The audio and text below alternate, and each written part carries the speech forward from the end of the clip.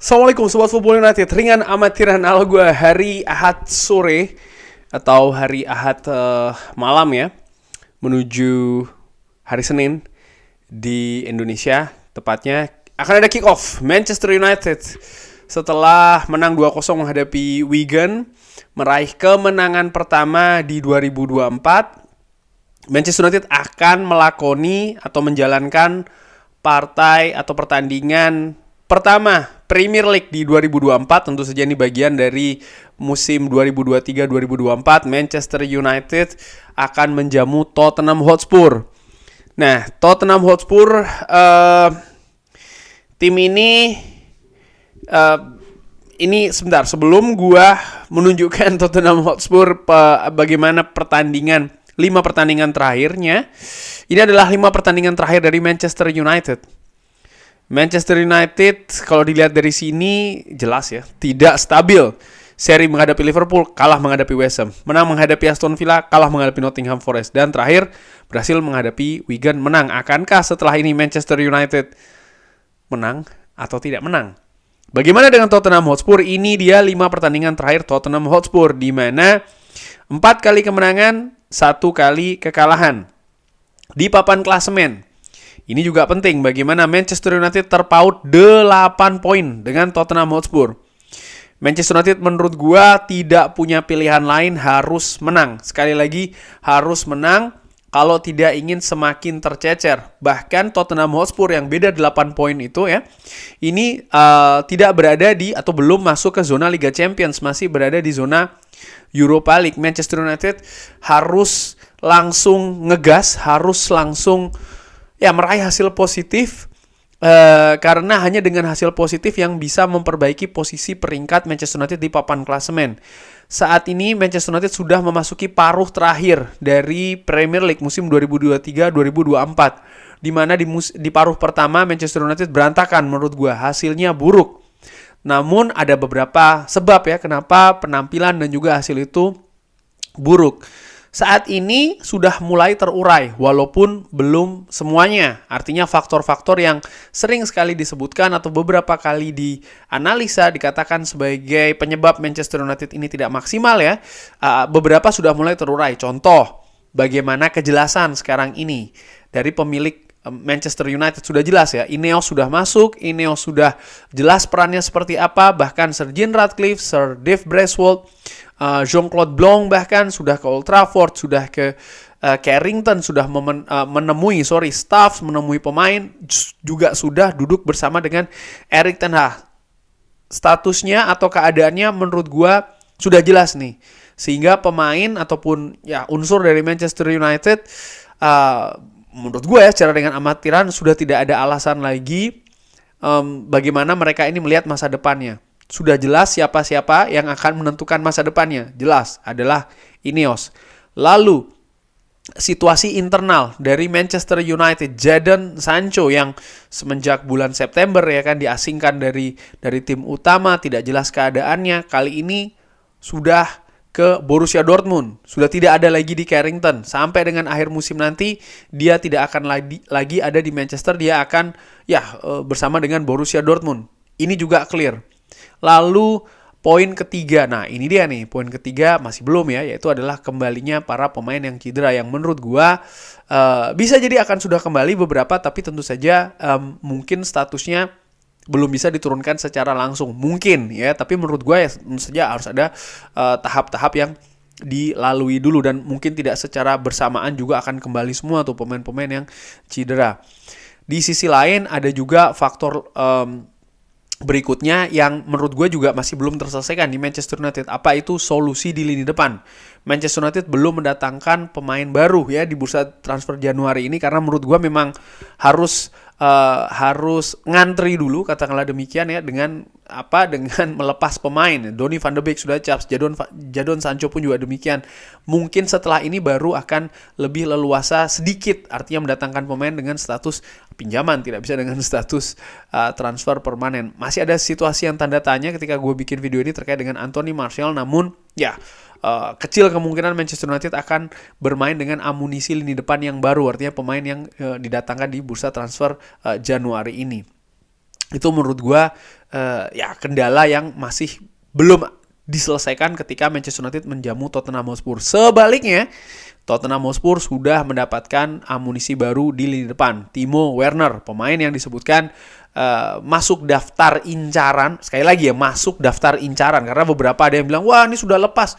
Manchester United belum ada pendekatan ke Red Bull Leipzig, baru menanyakan situasi dengan agen dari Timo Werner, dan ini juga dilakukan ke beberapa pemain, masih baru masuk daftar. Sehingga kalau lepas ya menurut gue bukannya Manchester United kesalip katakanlah demikian, ataupun juga kalah bersaing dengan Tottenham Hotspur. Enggak, Manchester United belum melakukan penawaran, sehingga ya dalam tanda kutip wajar ya, dan Tottenham Hotspur mengidentifikasi kalau Timo Werner ini mungkin bisa memperkaya opsi di lini depan sehingga didatangkan. Selain tentang Timo Werner, bagaimana Manchester United dan Tottenham Hotspur ini sudah pernah bertemu ya kan di bulan Agustus di tanggal 19 ketika Manchester United bertandang ke Tottenham Hotspur Stadium dan kalah 2-0, dan ini merupakan statistik di pertandingannya. Kalau dari statistik ini, dan tentu saja gue saksikan juga pertandingannya ya, Manchester United memang ada beberapa periode di pertandingan tidak main secara maksimal. Namun tetap saja mereka memiliki expected goals yang lebih baik sebenarnya dari Tottenham Hotspur.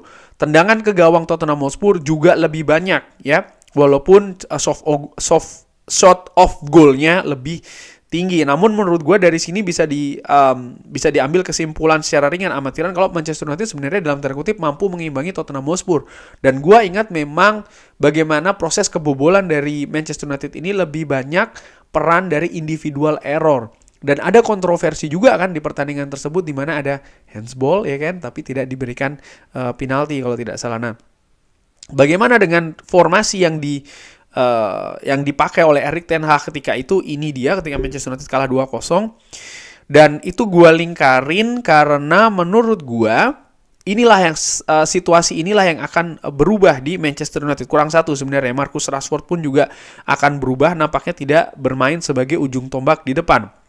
Garnacho kemungkinan tidak akan mengisi posisi kiri. Mason Mount masih cedera. Luke Shaw pun juga demikian, menurut gue situasinya tanda tanya. Lalu Casemiro juga masih tanda tanya. Anthony gue gak yakin akan dimainkan dari awal. Lisandro Martinez itu gue berikan juga tanda tanya situasinya. Yang ingin gue tunjukkan di sini adalah bagaimana komposisi dari Manchester United nampaknya akan banyak perombakan, banyak perubahan dari ketika mereka kalah di Tottenham Hotspur di bulan Agustus yang lalu. Nah, ada fakta menarik juga yang gue baru dapat ya, dan ini disampaikan oleh Sky Sports, adalah kalau Manchester United mampu mengalahkan Tottenham Hotspur di akhir pekan ini ya, maka Erik ten Hag akan melewati rekor atau akan melewati persentase kemenangan dari Sir Alex Ferguson. Wow, di mana win rates atau persentase kemenangan dari Erik ten Hag ini saat ini berada di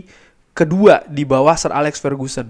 Tentu saja Erik ten Hag baru memasuki musim keduanya, tapi bagaimana kegemilangan yang didapat di musim pertama ini banyak mengangkat ya dalam tanda kutip statistik berupa salah satunya persentase kemenangan dari Erik ten Hag. Dan jika dibandingkan dengan manajer-manajer sebelumnya, Jose Mourinho bahkan Ole Gunnar Solskjaer, Erik ten Hag ini jauh unggul.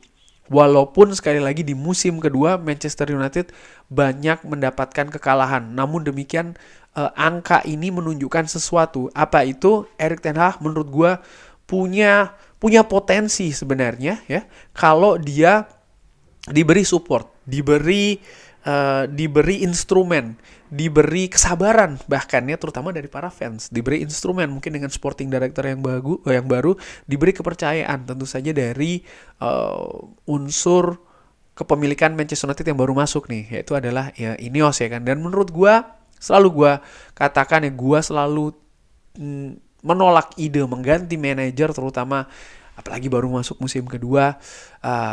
Gua selalu mengatakan bahwa di Manchester United hal yang harusnya berbeda yang dilakukan adalah memberi kesempatan kepada manajer, sekalipun tim sedang dalam situasi menurun. Yes, ini bukan sesuatu yang enak ya bagi fans ketika memang Manchester United ini tidak seperti musim lalu ataupun tidak seperti masa kejayaan Sir Alex Ferguson, tapi butuh proses. Itu tidak bisa tidak. Sir Alex Ferguson pun juga butuh sukses. Jurgen Klopp juga butuh sukses, butuh proses di Liverpool. Mikel Arteta pun juga demikian.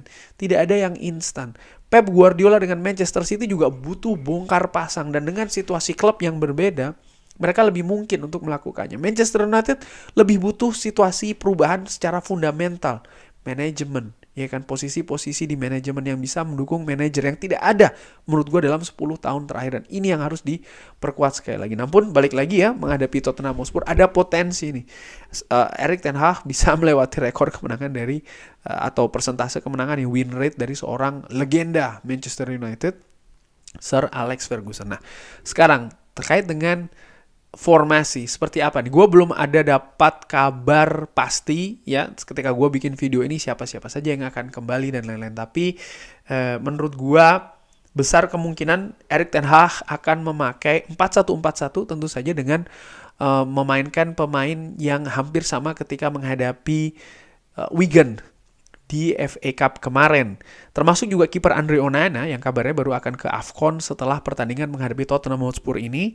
Sehingga dari situ ya 4 kuartet di belakang, Wan-Bissaka, Diogo Dalot, Rafael Varane dan juga Johnny Evans. Ada kemungkinan Lisandro Martinez akan bermain, tapi gue secara ringan amatiran gue masih memilih Johnny Evans ya, yang memang di dalam beberapa pertandingan dia tampil solid, dan ya Lisandro Martinez mungkin bisa tampil dari pemain pengganti, tidak dari awal. Dan jangan lupa loh ya, Lisandro Martinez bikin gol bunuh diri ya kan waktu menghadapi Tottenham Hotspur. Dan Diogo Dalot ini merupakan salah satu faktor penting di mana dia bisa menjalankan fungsi inverted dengan bagus di beberapa pertandingan Manchester United, termasuk ketika Manchester United menang menghadapi Wigan. Dan menurut gue ya ini menarik untuk lebih diberikan kesempatan ya bagi seorang Diogo Dalot di posisi bek kiri. Lalu ada Kobbie Mainoo, tentu saja pemain muda potensial ini bermain semakin vital di lini tengah Manchester United. Dan kuartet gelandang serang di kanan gue memilih Garnacho yang memang ketika dimainkan di kanan nampak lebih tajam. Di kiri Marcus Rashford yang gue nilai kepercayaan dirinya berangsur-angsur nampaknya mulai kembali, dan menarik untuk disaksikan tanpa Jadon Sancho lagi di Manchester United di Carrington akan seperti apa ya penampilan dari Marcus Rashford ini. Dan di dua gelandang serang tengah pusat kreativitas Manchester United, Bruno Fernandes dan juga Christian Eriksen, menurut gue ini bisa untuk ditampilkan. Christian Eriksen tentu saja merupakan mantan pemain dari Tottenham Hotspur, dan di depan tidak ada opsi lagi ya menurut gue, hanya seorang Rasmus Højlund. Dan gue udah sampaikan dari depan ini merupakan salah satu faktor yang masih belum ditemukan solusinya bagi Manchester United. Penting bagi Manchester United untuk bisa bermain solid, konsentrasi ya. Lini belakang gue harapkan juga tetap kokoh. Lini tengah bisa membuat kreasi banyak dan bisa mencari solusi gol.